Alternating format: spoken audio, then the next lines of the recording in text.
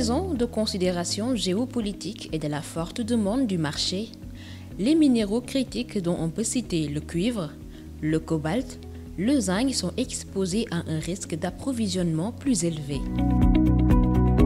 Les pays africains sous les projecteurs sont liés à l'Europe par des intérêts et des objectifs vers un avenir commun, un point de convergence qui aurait comme épilogue un partenariat win-win assurant l'épanouissement des populations. Cet atelier s'inscrit dans le cadre d'un partenariat avec l'Union européenne qui, dans le cadre du contexte géopolitique et surtout dans un cadre de mutation énergétique et numérique, souhaite s'assurer d'un approvisionnement régulier de ces chaînes de valeur. Donc, et à ce titre, l'Union européenne est en train de nouer des partenariats avec des pays africains qui disposent de minéraux critiques en vue d'assurer un approvisionnement critique. Le présent atelier se veut un cadre de réflexion et d'échange pour pouvoir proposer les meilleures conditions environnementales, sociales et de gouvernance qui pourront garantir que nos populations pourront bénéficier en retour des partenariats avec l'Union européenne de meilleures conditions et de meilleures retombées. Donc c'est tout à l'initiative de NODAM, de l'association minière africaine, de pouvoir prendre l'initiative d'être proactif et de proposer des mesures et des garanties qui pourront permettre à ce que les retombées puissent être visibles pour nos populations. Une initiative à l'honneur des femmes, même si elles sont les absentes les plus présentes dans le secteur minier masculinisé. Les femmes y ont leur place. La cause est plaidée par la VMA, Vision minière africaine de 2009. Nous avons vu que les femmes ont de plus en plus de place dans le secteur minier africain parce que si déjà l'Union africaine qui nous a mis en place et que la vision africaine même, la vision minière africaine qui date de 2009, avait déjà fait une grande emphase sur les aspects genre. Dans le secteur minier, on s'est rendu compte que la femme devrait être un acteur majeur. Parce que si la femme n'est pas impliquée dans une activité qui est une activité, comme on l'a dit au Sénégal, c'est parmi les activités phares du programme du PS, je crois que c'est ça. C'est une des activités phares, donc c'est un des piliers. Donc la femme ne pouvait pas être en retrait, elle ne pouvait être qu'un acteur majeur. Donc nous disons que les questions de genre, on ne les a pas totalement évacuées, mais des avancées sont faites et l'association, donc nous avons l'insigne honneur de présider, va également dans ce sens pour que beaucoup de questions qui concernent les inégalités, les discriminations puissent être gérées pour que de plus en plus de jeunes filles puissent savoir que le secteur minier n'est pas seulement un secteur réservé aux hommes, mais c'est un secteur économique d'envergure qui pourrait apporter de l'emploi, qui pourrait apporter de la richesse à nos jeunes filles, à nos femmes et à nos communautés. Le secteur minier, c'est un secteur qui est surtout considéré comme masculin. Donc souvent on dit que les mines, ce n'est pas à la place de la femme. Il y a beaucoup de préjugés dans ce secteur-là. En plus de cela, dans les chiffres, il n'y a que 8% de femmes côté emploi. On sent la faible représentativité de la femme, chose qu'il faut relever. Et nous, au Sénégal, on a fait un défi. Pour relever ce défi-là, essayer d'augmenter ce taux à plus de 8%, aller peut-être entre 10 à 15%. Selon la présidente de l'Association des femmes du secteur minier d'Afrique, la condition des femmes dans le secteur extractif évolue en demi-teinte.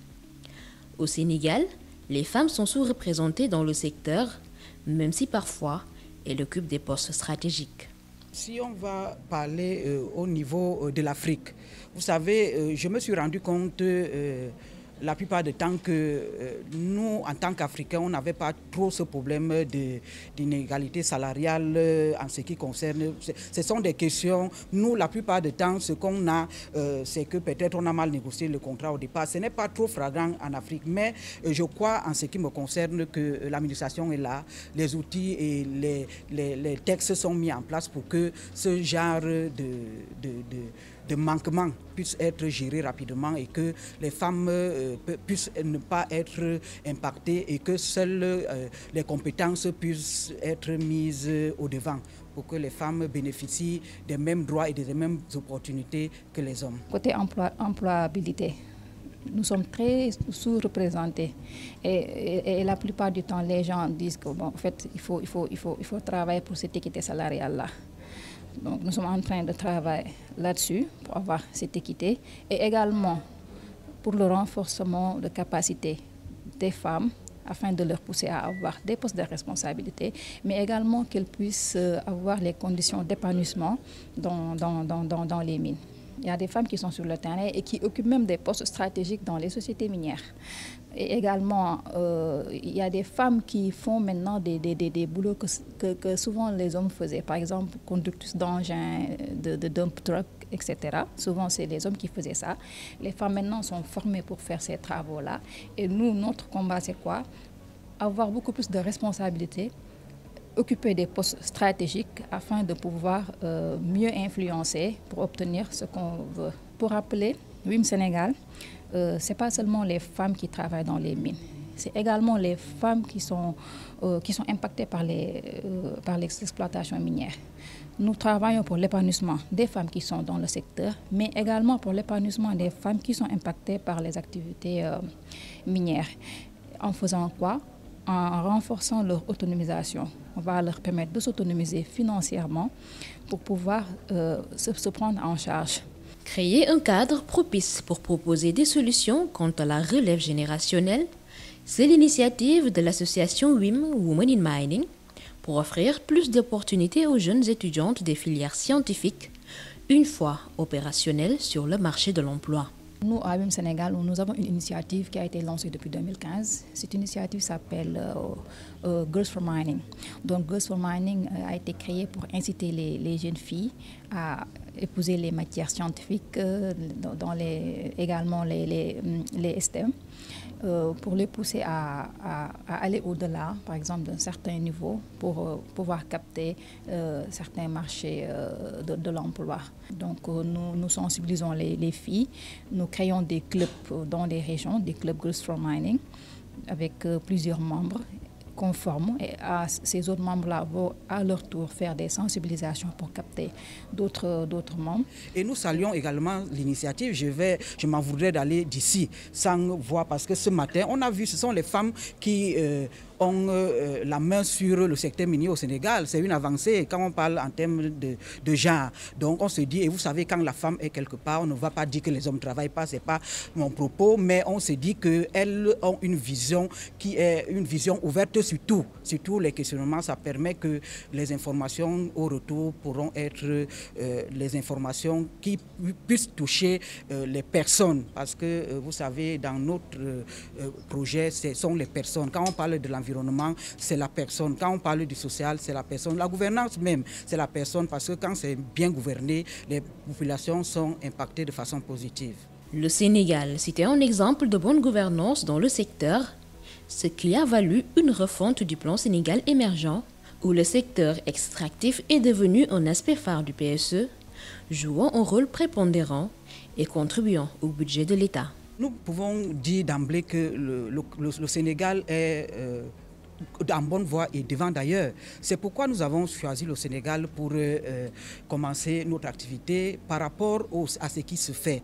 Donc on s'est dit qu'on aura déjà les informations, nous aurons les experts qui vont avec, ils vont nous donner l'information. Vous avez vu, moi j'ai été vraiment très ébloui par rapport à ce qui a été fait. On a déjà ici les cartes, elles ne sont peut-être pas au niveau qu'elles devraient être, mais on a des informations et le Sénégal est en avant-garde parce qu'on se dit qu'on prévoit avoir une carte de conflit. Vous savez que dans nos communautés, la chose qui se passe tout le temps, c'est qu'il y a toujours conflit entre les différents utilisateurs de terre. Si ce ne sont pas entre les agriculteurs et les éleveurs, on a les conflits entre. Donc ça veut dire que beaucoup de choses sont en train d'être faites. Le secteur minier sénégalais, à l'exemple des autres secteurs miniers, est en pleine mutation.